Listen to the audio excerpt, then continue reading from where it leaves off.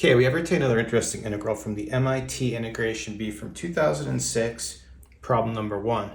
We have the integral of the square root of x over 1 minus x cubed dx. Okay, to get started with this, the first thing I noticed, it's kind of difficult to deal with this in this form with everything in the square root. Because if I want to try to do a u substitution, it's not really clear how it's going to work when we've got nothing outside of the radical. So what I want to do actually is I'm just going to rewrite this without really changing anything. So kind of breaking up the square root.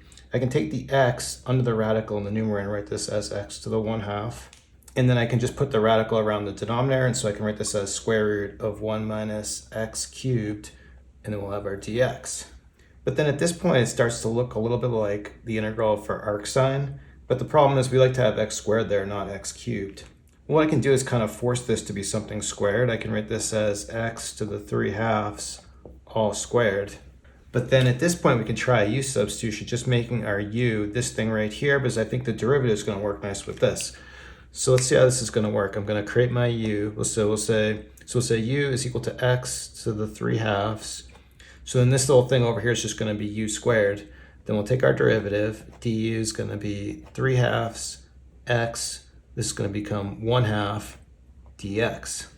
But now we already have this part right here in the numerator as it is. So if I just create this 3/2 just by multiplying that in here, now we have our whole du right there. But I don't want to change it, so we'll multiply by 2/3 in front. So we'll just go ahead with this substitution. We're going to have 2/3 in front. Everything in the numerator is the du. This is going to transform into the square root of 1 minus u squared. But now this is exactly our form for arcsine. So when we integrate this, we're just going to have 2/3 arcsine of u. And we just need to back substitute in order to finish it off.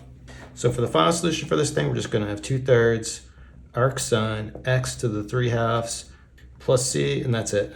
Okay, there you have it. Good problem from MIT 2006. Thanks everyone for watching. Have a good day.